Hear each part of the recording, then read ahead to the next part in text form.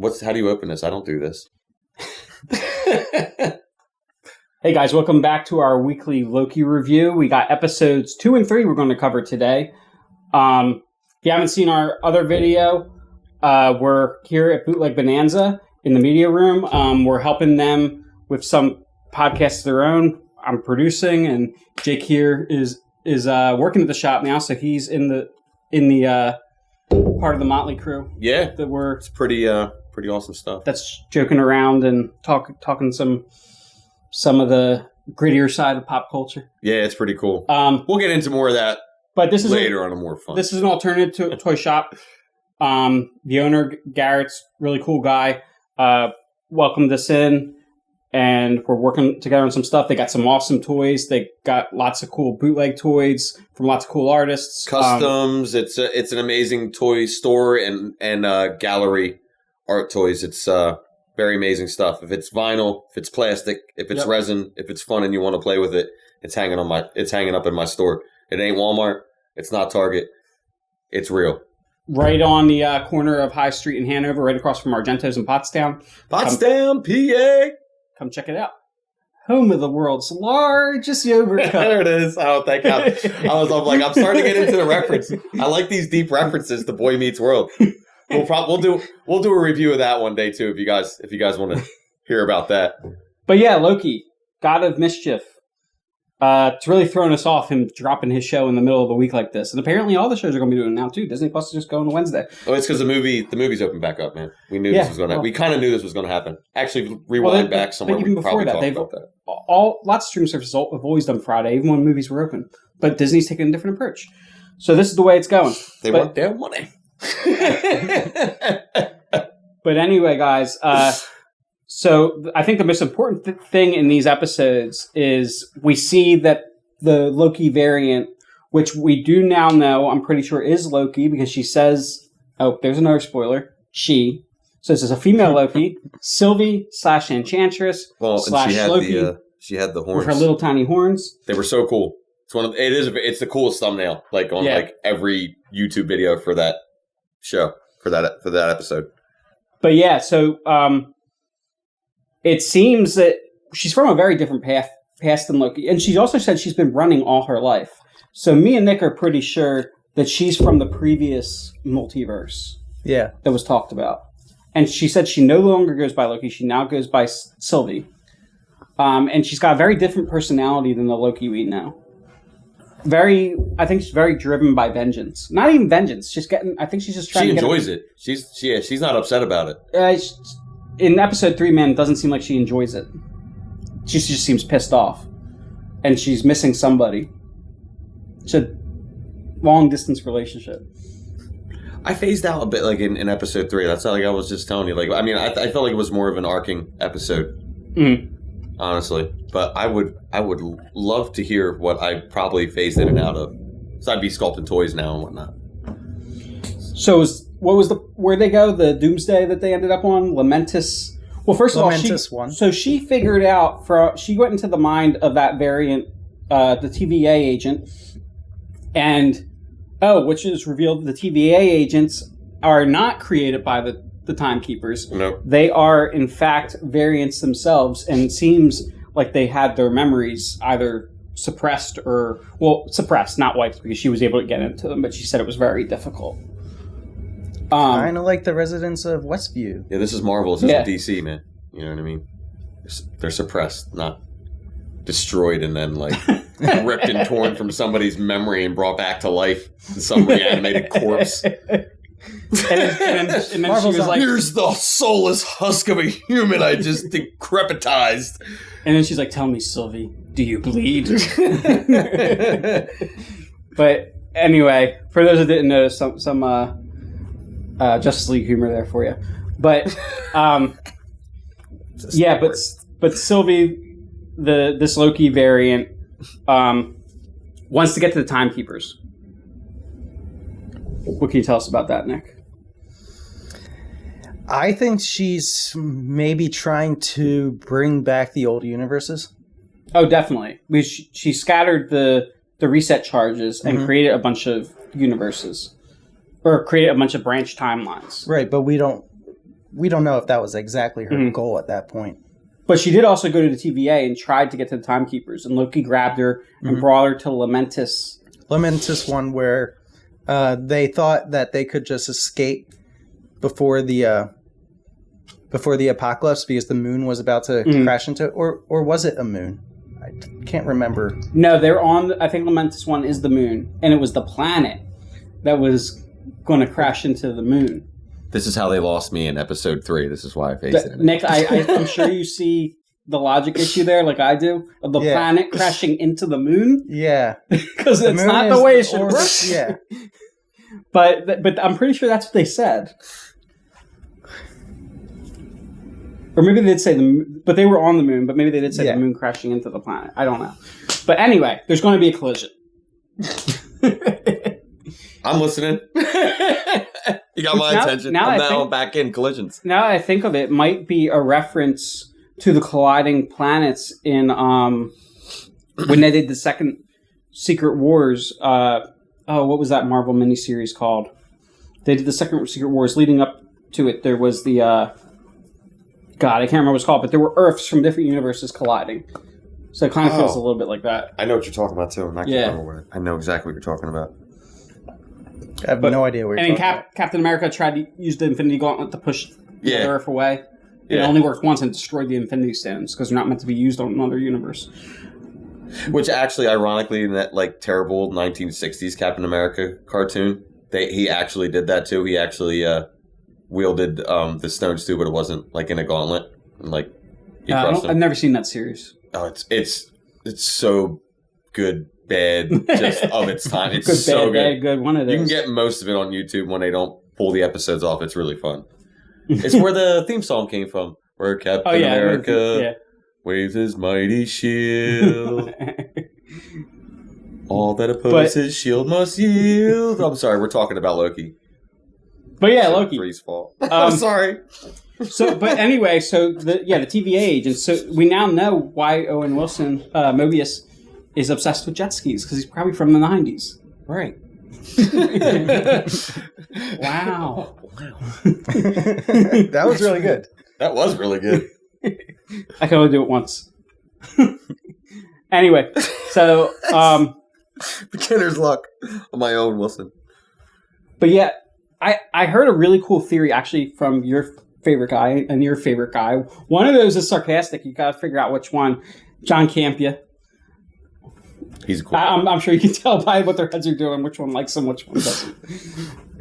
Jake's jumped on the Campia wagon. But yeah, me and Jake at least enjoy watching John Campia. Bro. I'm sorry. Nick doesn't dislike him. Nick just has a low tolerance for people who disagree with him. That's true. I can definitely see it that you have a differing viewpoint than John. I could definitely see that. But notice how I used his first name because I'm like on a first name basis with him now. Apparently, I'm going with that.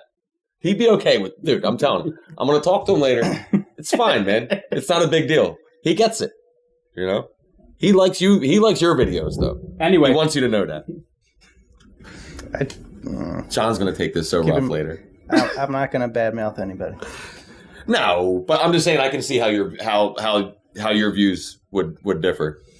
Anyway, so John Campia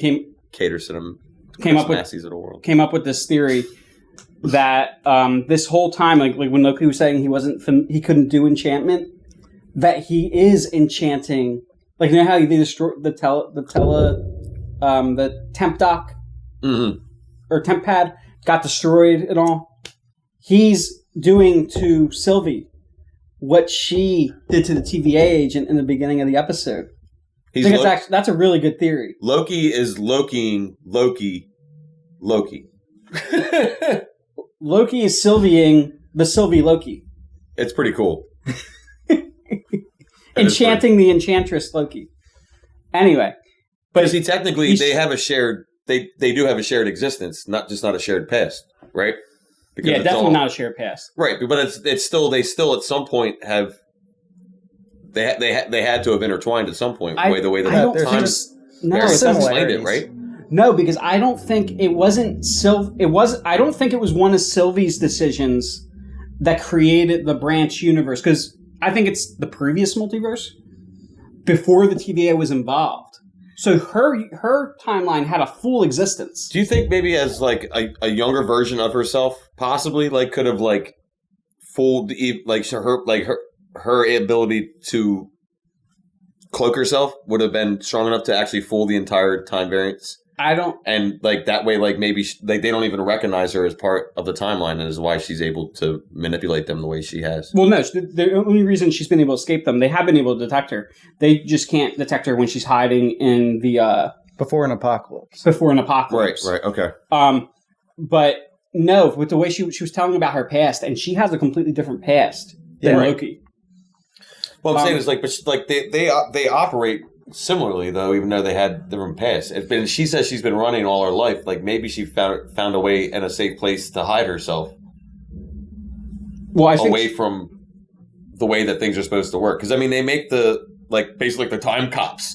They're like, very, very stringent. You know what I mean, on keeping things the way that they're supposed to go. There's not supposed to be different branching off points and right. But if her different linear ways that things can go, they control that. But if she's from the previous multiverse, right? That's what I'm saying. She was able. That's why she's been running all. They want to prune her, right? Yeah. And she caught when she was ahead of her time in her past. That's what I'm saying.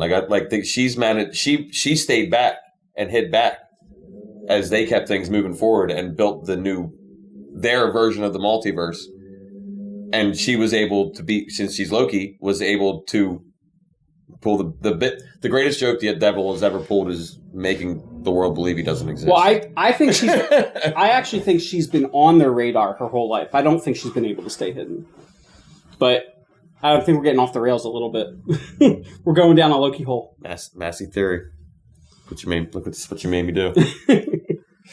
Well, like I said, I went in and out on episode 3, so I do plan on trying to catch all of it when I can, but it does get hard when you're mishmashing things together. Some of those important details get left out. But I don't know, Nick. What else happened other than those 2 major plot points? This episode wasn't great. Or at least where's it going? It looked really cool. Well, it ended with them stuck in the apocalypse of Lamentus 1 while the planet was hurtling into the moon. Which and the looks moon so hurtling cool. into the planet. But that's why I think John Campea is actually right on that. That's just... She was just trying to get information out of her this whole time. And she's just going to wake up back on the train where she fell asleep.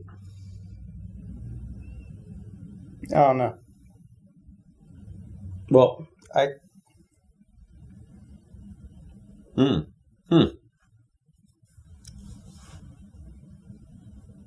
I got nothing. No, because they really seemed like they were getting to respect each other. Mm-hmm. What do you think of the thing when he was singing the song and you saw her face? I know one popular thing I've seen is that if she's not Loki, that she's actually the daughter of Loki. Or maybe it's a song that her version of Frigga used to sing to her and him. That's an idea. Or what if they're throwing off completely and it wasn't an Asgardian song? What if it was a frost giant? Yeah. A Vormir. Or is that what's called Vormir? Yeah. Like a nursery rhyme. So, didn't they say that up there in their world? That? Yeah, they're both the child of Loki. Oh, they're both the child. Okay. Yeah. Because there was whole breath of life, or however the hell they put it. I thought they had said that they had different births. No, because they actually showed I think it was the second episode. They actually showed a paper document that said Lofi, whatever. You know how it's Lofi's son for Loki, Lofi's son? Mm-hmm. It said Lofi, Dyer, whatever the thing is for daughter. No, I remember that. Yeah. So definitely, she's also Lofi's child. And but that also has ties to, I'm not going to, why was I making fun of that place earlier? Now I can't say it right. Say the word where Thor's from. Asgard. from that place. That Dyer is that's daughter in like that. In their speak, like that would make sense. Norse? In Norse, or Celtic, or whatever we know. I know that from the little bit of Led Zeppelin that I paid attention to that got me into a little bit of that lore. Like that's one of the more common phrases. Yeah, but all in all, second episode I thought was pretty cool, and especially with the unveil that it's the female Loki / Sylvie / Enchantress. But last episode, like I said, it felt a little bit like filler, which is weird when you have a 6 episodes season. Yeah. I think it was only 35 minutes too. But that's why it felt like it would look like an arching episode. But where's it going? Yeah, still can't. Where is it going to go? What's the next episode? Why am I going to watch the next episode? I think there's going to be a lot of confrontation with the TVA in the next episode. They're going to make it off the planet or moon. Yeah. Get back to the TVA, and this was just a little stepping point for a bigger story in this next episode. That's what I got to feel, because I don't like. I see what you're saying is like it seems like a weird spot or like a weird episode for the way that the season is structured, episode wise. But like I think it's just so that they can make another couple episodes, just not have to worry about taking that time out to flash back to anything and just have it happen. Yeah. This episode, I think, was pretty much just for the sole purpose of creating that dynamic or creating connection between the two Lokis. Like this, like almost like an intermissal episode, like a second act break. Yeah. Where you get the all the extra and all the story that you need to know moving forward, pretty much. It seemed like it. That's why, like I said, like even I zoned out a little bit during this. Yeah, absolutely. Well, but I still feel like there was only those 2 nuggets that were dropped, and that was kind of it. But there was character development, a lot of exposition. Though it was very dialogue heavy. Yeah. Massey didn't like it. I felt like a lot of dialogue without a lot of actual useful information. But maybe I'll feel differently. Maybe I'll pick up like later. That's what I'm saying. I don't think it was pointless exposition. I think it's useful so that in a couple episodes down the road, you'll be glad that they got that exposition out of the way. They don't have to backtrack and break what the action or the scenes that they're already putting together, or it'll tie into what was being said in those conversations. Yeah. Yep. I'm staying strong. I'm staying strong on this. But anyway, I think the remaining episodes are going to be really cool, regardless of my feelings about this one. But show looks amazing. Yeah, it did look really cool. It feels like you're watching a movie when you watch it. It's really good. Yes, so we all keep going on Loki. Can't wait to see what happens next. And if the past shows are any indication, I think the next 3 we're probably going to get post-credit scenes. Yeah, which is pretty cool. So stay tuned for Loki, and stay tuned for our reactions / reviews. And like, comment, and subscribe on YouTube and on Facebook. Until next time. Stay nerdy.